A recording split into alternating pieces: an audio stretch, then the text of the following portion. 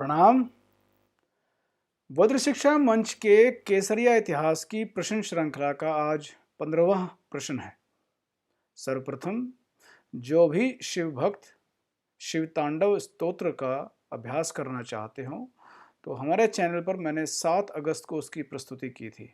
आप उस दिवस से उसको देखकर उससे लाभ ले सकते हैं, अभ्यास कर सकते हैं। अब कल के प्रश्न का उत्तर अर्थात जो 14वां प्रश्न था उसका उत्तर। पर उससे पहले मैं 13वें प्रश्न के विषय में एक थोड़ा सा बताना चाहूँगा कि जो नाम था उसका प्रश्न का उत्तर था झलकारी बाई। उसके विषय में यद्यपि प्रथम द्वितीय और तृतीय स्थान था संजय जी का, अनु जी का और तरुण जी का, लेकिन शिवम सिरोही जी ने पूरे वृत्तांत को या जितना विस्तार से लिखा जा सकता था वह प्रशंसनीय है, तो उनका मैं आज विशेष रूप से यहाँ पर नाम लेना चाह रहा था।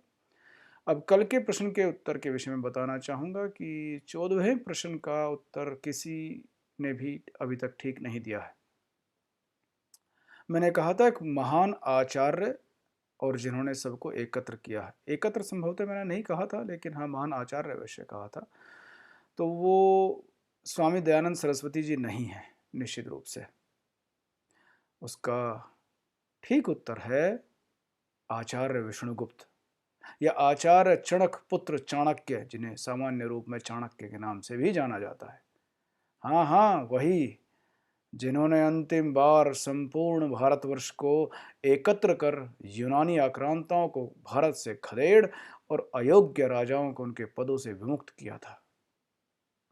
तो अब आज के प्रश्न का संक्षिप्त विवरण देखते हैं, जानते हैं।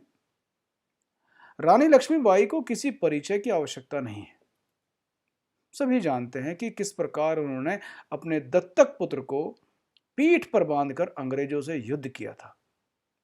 लेकिन क्या आप जानते हैं कि उनसे भी अर्थात रानी लक्ष्मीबाई से भी 600 से अधिक वर्ष पूर्व जब मोहम्मद गोरी ने सर्वप्रथम पश्चिमी भारत पर आक्रमण किया था या पश्चिमी भारत के एक राज्य पर, तो एक और वीर रानी ने अपने बड़े पुत्र व राज्य के उत्तराधिकारी को अपनी गोदी में सामने बांधकर युद्ध किया था और मोहम्मद गोरी को या इस्लाम की सेना जो कहा जाता था उसे घोर रूप से परास्त किया था।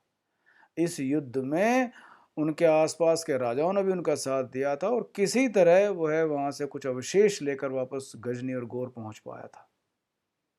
इस पराजय का इतना बड़ा प्रभाव मोहम्मद गोरी पर पड़ा था कि अगले 13 वर्षों तक भारत की ओर उसने मुख नहीं किया था। और यद्यपि बार बार पृथ्वीराज चौहान से जीवन याचना पाकर भी पृथ्वीराज चौहान को तो उसने हरा दिया था, लेकिन पुनः उस रानी के राज्य की ओर कभी मुख नहीं किया, कभी आक्रमण नहीं किया पर। तो प्रश्न तो आप समझ ही गए हमें। बताइए उन महान रानी, उन वीरांगना का नाम क्या था? अपना उत्तर नीचे टिप्पणी या कमेंट बॉक्स में अवश्य दीजिएगा। जय मां भारती।